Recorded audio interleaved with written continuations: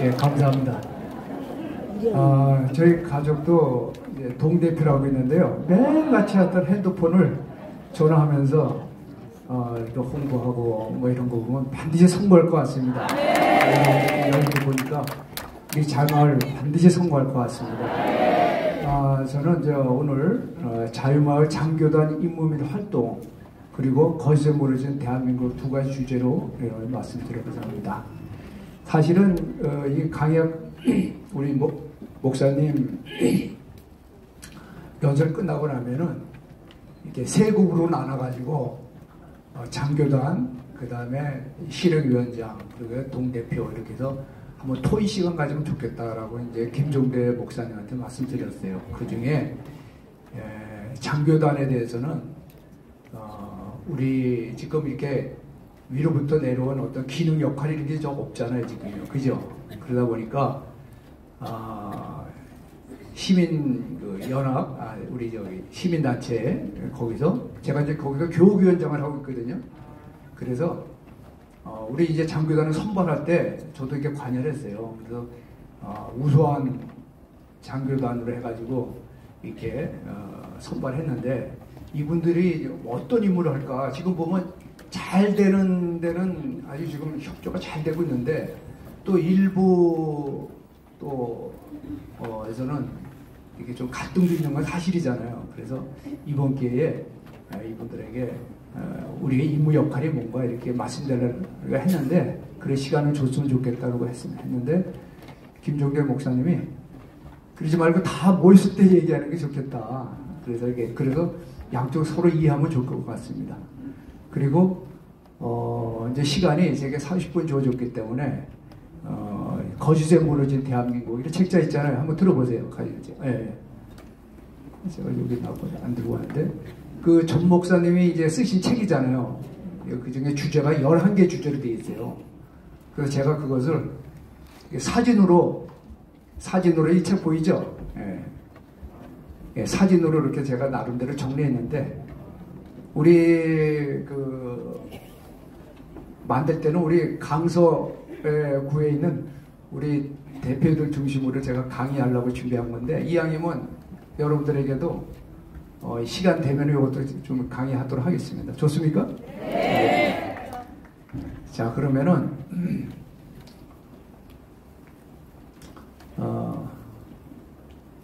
먼저 인사부터 한번 시작할까요? 아까 보니까 인사도 안 하고 시작했는데 예. 우리는 좌우측에 우리는 이겼습니다. 자, 뒤에 있는 분들에게도 우리는 이겼습니다. 제가 또 그거 해보고 싶은 거 있었습니다. 믿으시면 네, 이거 꼭 해보고 싶었습니다. 자, 다음입니다.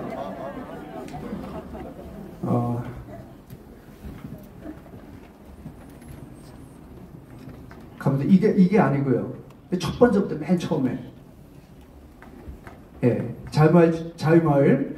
이 자유마을은 이제 방금 목사님 설명해 주셨지만, 우리 주사파 척결하기 위해서 우리가 자발적으로 모인 조직입니다. 그죠? 근데 이 조직이 만만치 않아요. 저를 친구하고 어저께 이제 바둑, 기원에 갔는데, 그 옆에 내 또래 노인들인데 이런 얘기를 합니다.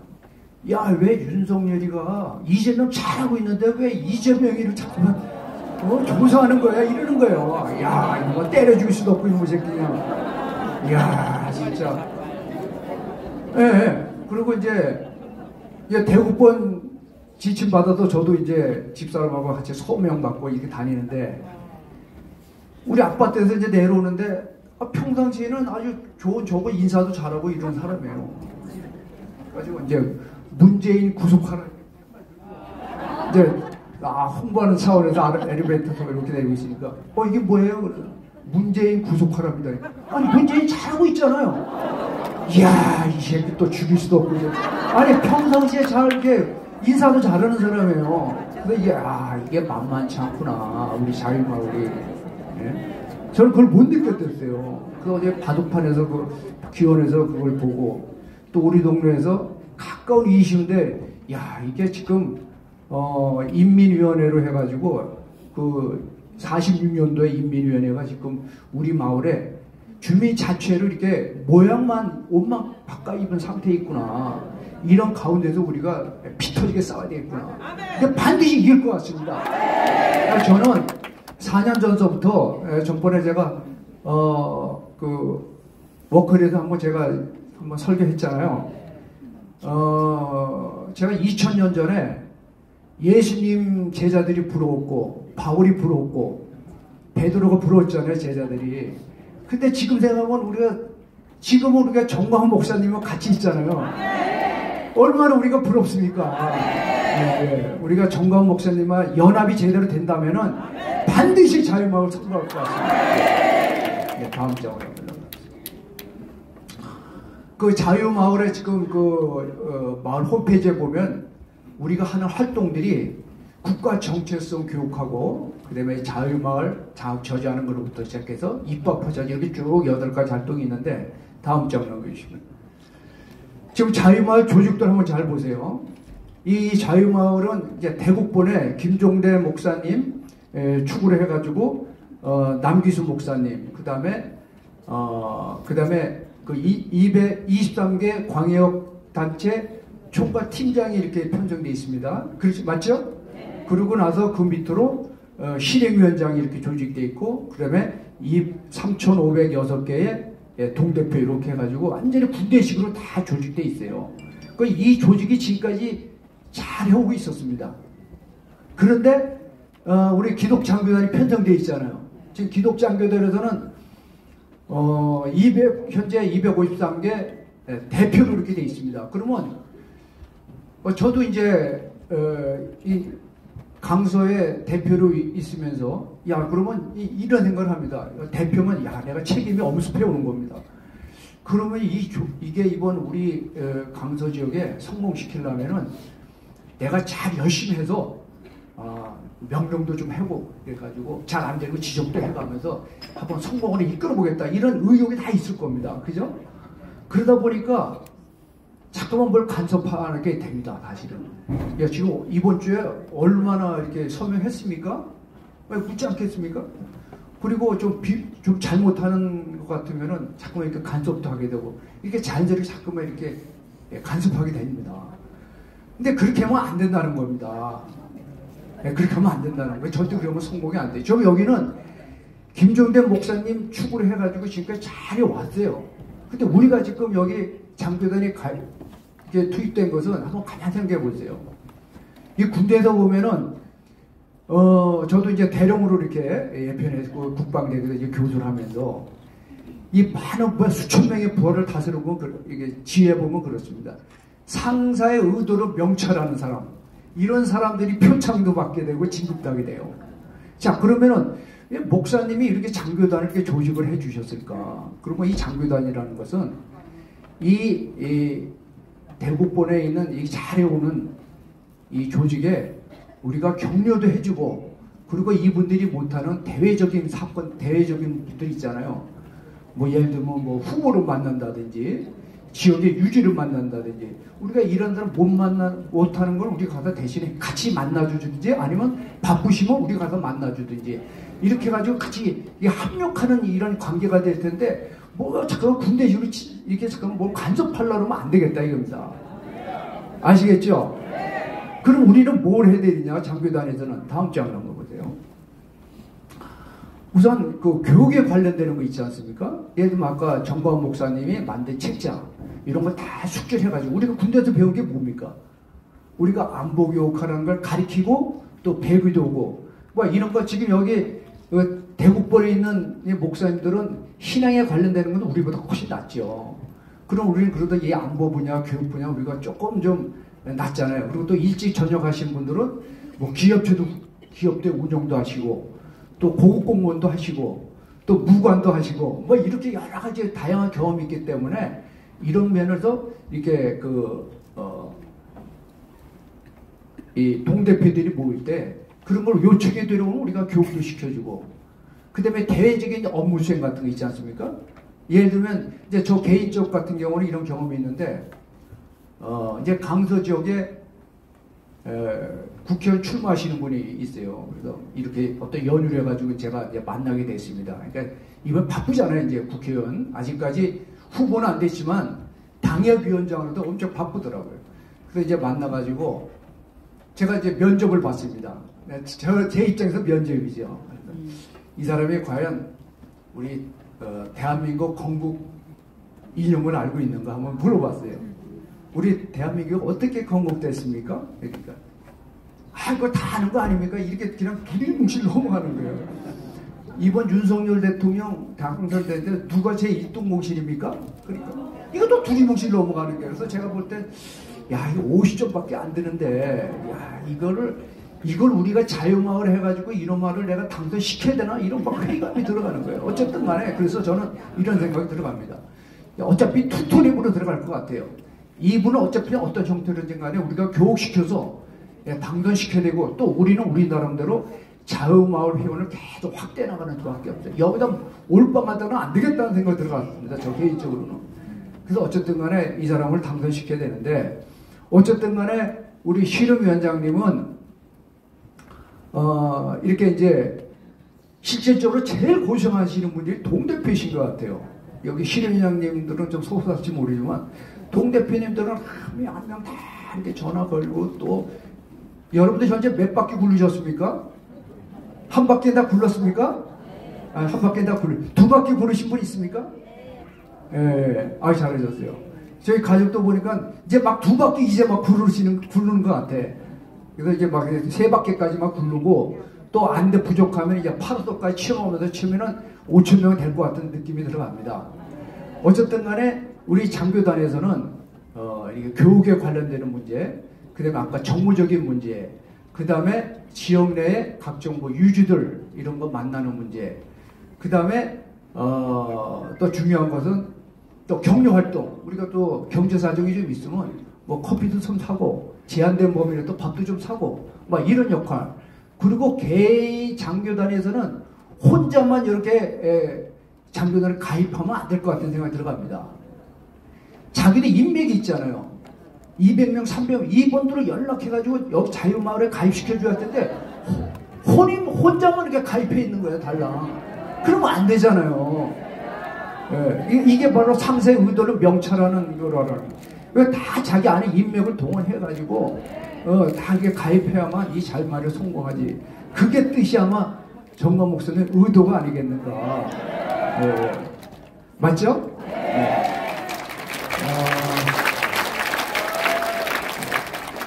그래서 여기 6번째 보면 실행위원장 업무에 대해서 그렇게 뭐 간섭하지 말아라. 이게 핵심입니다. 잘 돌아가고 있으니까 김정대 목사님 엄청 좋아하실 것 같아. 자, 다음 장입니다.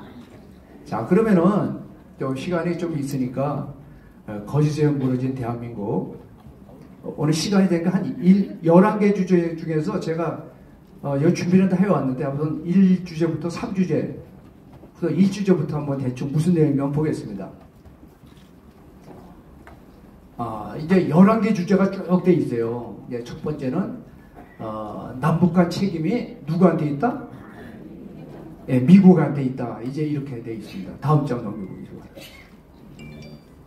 그래서 왜 이렇게 됐을까?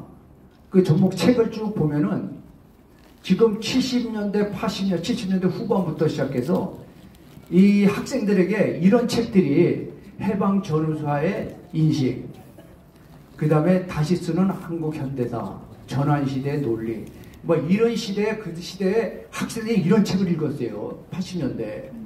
그러니까 이런 책을 읽고 이제 이 사람들이 이제 직장 갖게 되면은 뭐 선생으로 간다든지 또 공부 잘하는 사람들은 뭐 법조계로 간다든지 뭐 이런 식으로 해가지고 이 사상들이 다 퍼지게 됐다 이겁니다. 그래서 아까 그 신영복 선생에 대해 얘기 나왔잖아요. 그 신영복 신영복 선생도 아니 그런 거 새끼. 신영복이가 육사 교본했다니까요. 저는 이제 72년부터 상한생도를 그 당시에 이제 제 바로 선배가 그러더라고. 신영복한테 배웠다 그러더라고. 야, 그래 이 간첩들이 상한학교까지 침투했어요.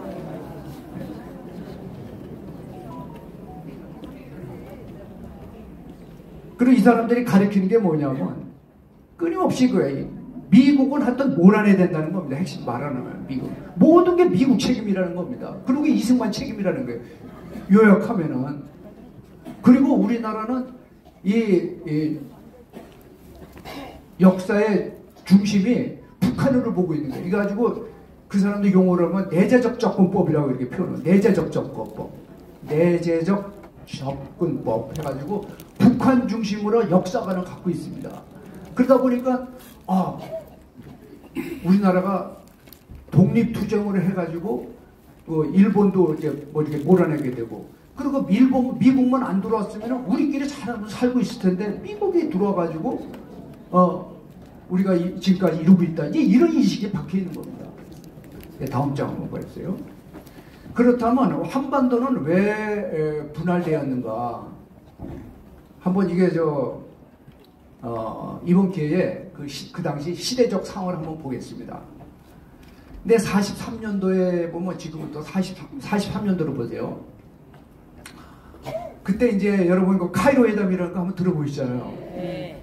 그 당시 내가 이제 만약에 1910년도 태어났다 얘기입니다. 그러면 일제시대가 됐잖아요. 그러니까 지금 43년면은 내가 이제 나이가 40살 될 때까지도 암울한 시절 아니겠습니까? 야, 지금 우리나라는 무슨 해방이 되겠나? 그러니까 30살 될 때까지죠? 40살 될 때까지도. 그러니까 제가 태어날 때부터 시작해서 10살 돼서 40살 될 때까지 일제시대에 있는 거예요. 그런데 어느 날 어떤 소식이 들려왔어요. 적절한 시기에 한국을 독립시켜준다는 그런 회담이 있었다는 겁니다. 카이로 회담이. 영어로 보면 in due course 이 단어가 굉장히 중요한데, 적절한 시기에 한국이 독립된다. 그랬으니까 한국 국민들, 우리 국민들이 얼마나 그야말로 헌화했겠습니까? 야, 우리도 독립될 수 있겠구나.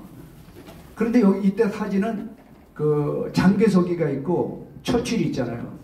근데 장개석이가 이 제안을 했대요. 그 당시 한국을 독립시켜야 된다. 근데 이때 반대한 사람이 누군지 아십니까? 처칠이 처칠이. 야, 무슨 독립이야. 왜 그랬을까요? 이 사람들은 영국은 식민지를 많이 가지고 있잖아요. 예, 다음 장이면 테헤란 회담이죠. 이때 테헤란 회담에서는 장개석이 있으면 나는 거기 참가 안 해 해가지고 그 스탈린이 참가 안 했다가 테헤란에 대해서 참가했어요. 그 다음에 여기서 우리한테 중요한 것은 이제 얄타 회담입니다. 얄타 회담. 예, 다음 장 넘겨주시면 얄타 회담에 보면은 이게 이제 우리나라 이제 분단의 씨앗이 됐습니다. 이게 가만 사진을 보면은 루즈벨트 있잖아요. 루즈벨트가 어떻게 보입니까? 사진이 이렇게 좀 병약해 보이죠. 이 사람이 이 회담 끝나고 나도 2달 만에 죽었습니다. 루즈벨트. 그 루즈벨트는 기본적으로 이 사람은 친소 사상을 갖고 있어요. 그리고 공산주의 사상을 갖고 있어요. 루즈벨트가. 그러니까 이 스탈린한테 그대로 노론합니다. 이게 스탈린은 이 당시 이 회담을 하면서 욕심이 있었던 겁니다. 우리 한반도에 관련되는 것은 1905년도에 러일 전쟁에서 소련이 그 당시 러시아가 졌잖아요. 전쟁에서.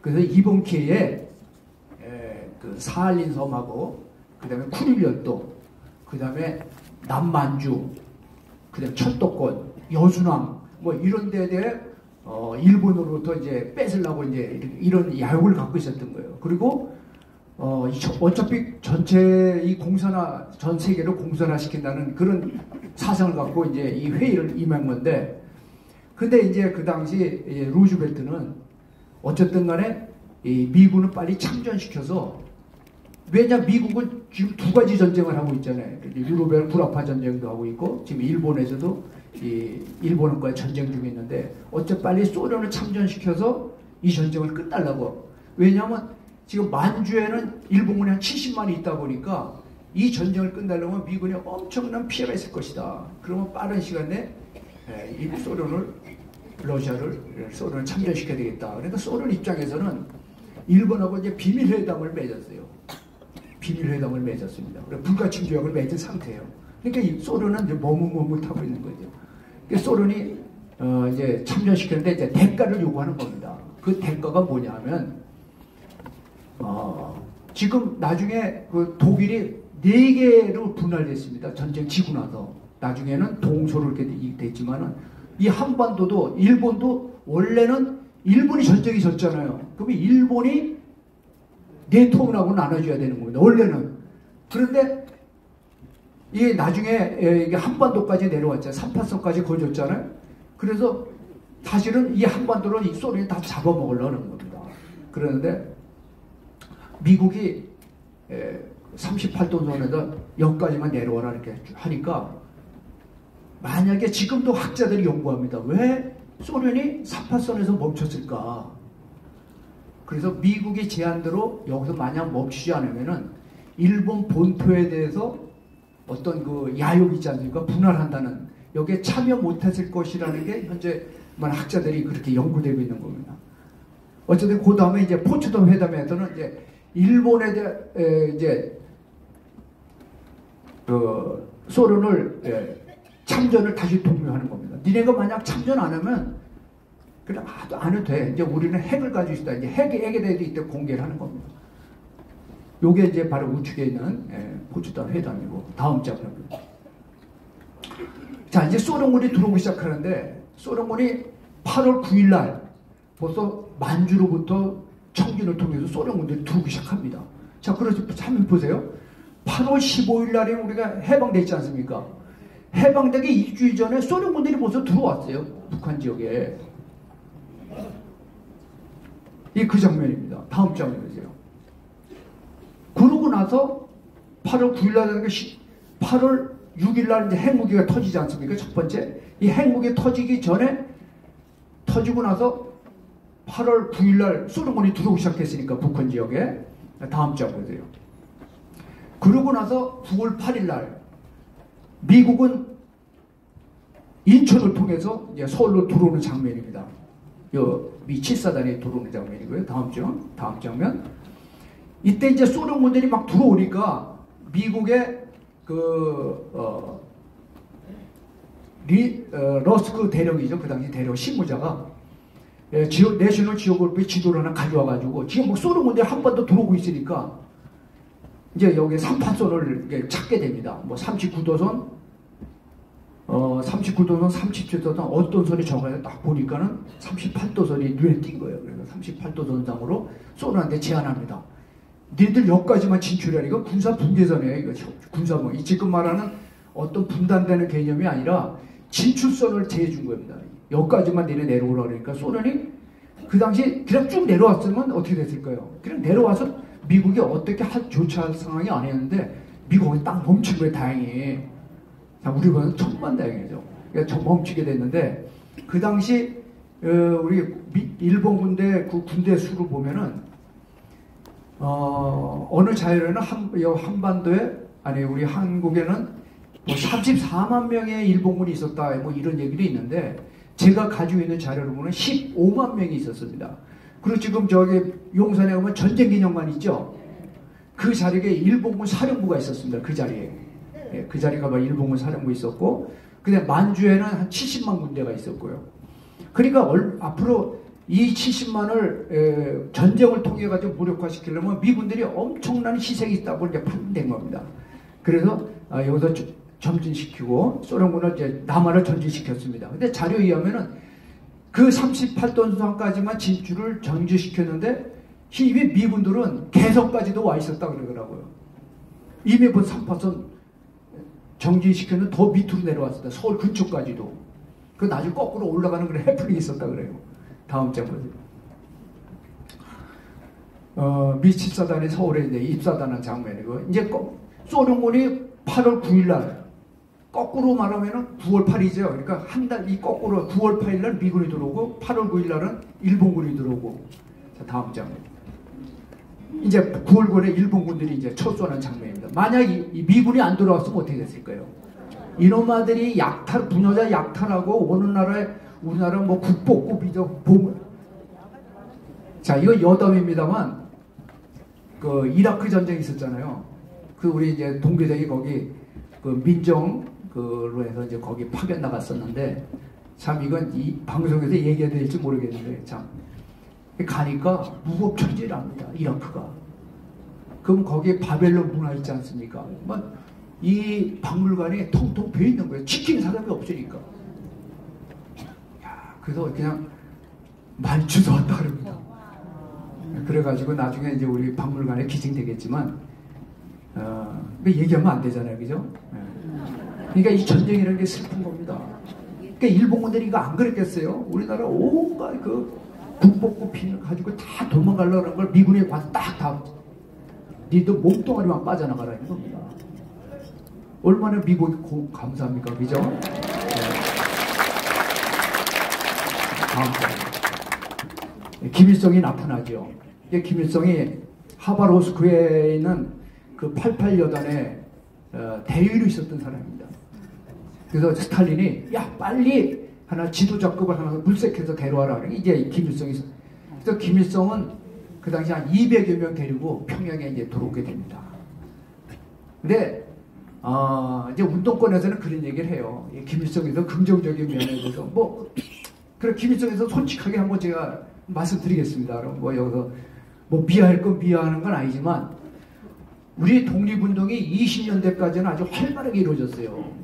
만주에서 활발하게 봉오도 전투도 하고 그다음에 청산리 전투도 해가지고 일본군들 대대급 연대급하고 막 전쟁해가지고 큰 승리도 하게 됩니다. 그 다음에 이제 일본군들이 대대적으로 독립군 통벌 작전을 하게 됩니다. 그래가지고 여러분 역사책에 간도참변이라는 얘기 한번 들어보신지 모르겠는데 들어보셨습니까? 그래가지고 독립군들이 1920년대부터는 독립운동하기 어렵게 돼 있어요. 그 상황이 그렇게 돼 있습니다. 그래가지고 독립군들이 전부 다 자유시 쪽으로 전부 다 이제 이동하게 됩니다. 이제 러시아 영토로 들어가게 돼요. 그러면서 우리나라는 참 불행스럽고 1920년 이후에는 독립군이라는 게 거의 없습니다. 전부 다 그 다음 이후로는 의열투쟁 형태로 이봉창 그 다음에 윤봉계 이렇게 도시락 폭탄을 던지고 암살하고 이런 형태지 정상적인 군대로 인해가지고 독립투쟁하기가 어렵게 돼 있었어요. 그런데 1937년도에 이 김일성이가 그래도 소규모 한 30-40명 데리고 일본군 그 파출소를 습격하는 사건이 있어요. 사실 그 상태로 봐서는 별로가 아닌데 그 당시에 우리 국민들에게 희망을 줬던 건 사실이었던 것 같아요. 야, 그래도 우리가 아직도 독립투쟁을 하나 이런 그 좌파들이 주장하는 내용입니다. 어쨌든 간에. 그래서 다음 장면. 이제 김일성, 이승만 대통령께서도 들어오게 됩니다. 그 당시에, 메가더 장군이 제공한 비행기 타고 지금 여의도 있지 않습니까? 여의도에 내가 환주를 했습니다. 그래서, 70년대 저희 퍼레이드 할 때 거기에 전부 다 큰 그 환주를 했는데 그때 이제 이승만 대통령이 들어오시게 되죠. 다음 장처럼.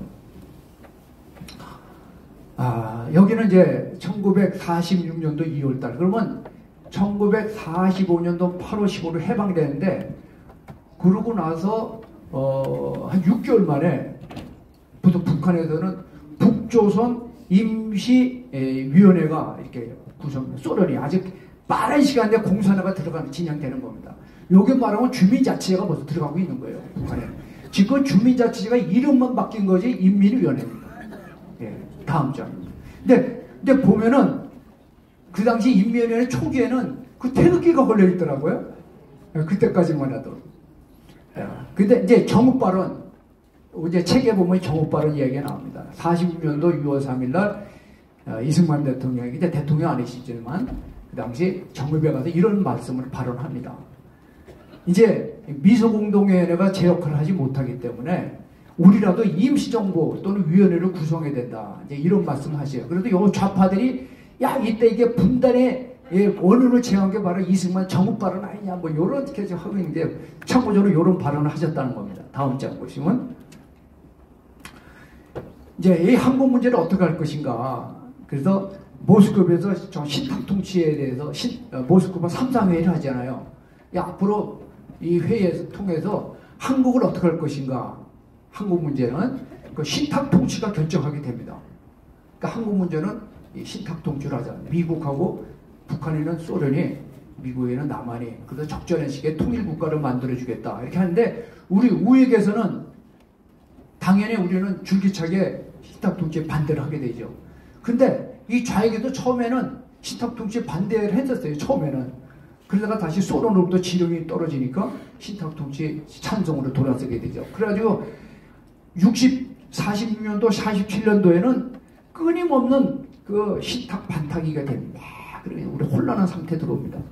그래서 결국은 이 문제를 미소 공동위원회에서 독수국 있지 않습니까? 여기서 46년도, 47년 2회에 걸쳐서 이제 큰 회담을 하지만 소득이 없잖아요. 그래서 이러다가 여기서 소련에서는 그 당시에 결정되는 내용이 우익에 있는 단체들은 참여시키지 말고 그 다음에 이 좌익 세력에 있는 단체들만 참여시켜가지고 뭐 공동 이 통일정부 하는데 구성하는 걸 토의해보자. 이렇게 되다 보니까 이승만 대통령 입장에서 볼 때는 가만 보면 이러다가 아까 연합이라는 건 100% 실패하잖아요. 그들의 선전선동에 놀아니까 그래서 이승만 대통령은 이걸 반대하게 됩니다. 그래서 이것을 이 미소 공동에다 맡기면 안 됐다 싶어가지고 이거는 유엔에다 이관하는 게 좋겠다고. 그래서 그 이명신 있지 않습니까? 이분들을 그 유엔에다 보냈다는 목사님에게 설교하실 때마다 그 말씀 드리잖아요. 이제 그런 내용이 되는 겁니다. 다음 장. 그래도 이제 유엔에 그 유엔 소위에서 통과돼서 그러면 한반도 문제에 대해서 그럼 투표를 한번 결정해보자. 그래서 38도선까지 남북한 인구 비례해서 선거 들어가게 되는데 북한에서는 이미 아까 말씀드린 인민회가 이미 구성이 돼 있잖아요. 그러니까 북한에는 못 들어오게 되는 거예요. 막아서게 됩니다. 그래서 그러면 남쪽만이라도 투표가 들어가는데 5월 10일 날 그 당시 200석에 대해서 국회의원 선발하게 됩니다. 그 중에 제주도에 있는 2석 빼고 198석을 이제 뽑게 되죠. 근데 이승만 대통령은 동대문에서 그 당시 국회의원 당선되게 됩니다. 이때 이제 이 선거를 방해해서 사선 사건이 벌어지게 되는 거예요. 한 달 전에.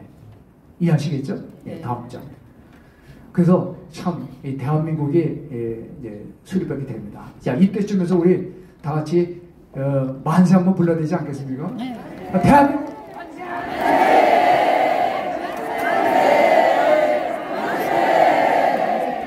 네, 다음 장. 방금 제가 말씀드린 것을 여기서 쭉 설명했는데, 자, 그렇다면은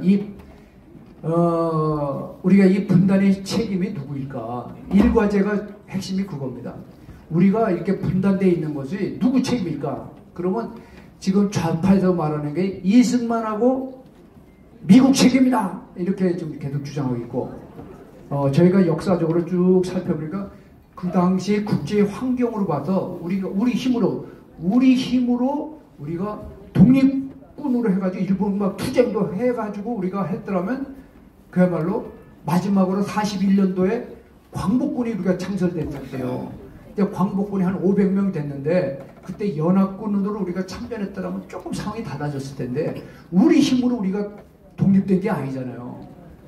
아까 말한 미국과 소련의 팽창 정책에 대해서 미국은 이제 봉쇄하는 그런 정책으로 해가지고 된 거기 때문에 어쨌든 간에 미국 책임이라는 게 아니라 소련의 남침 정책에 의해서 미국이 막아선 거단 말이지.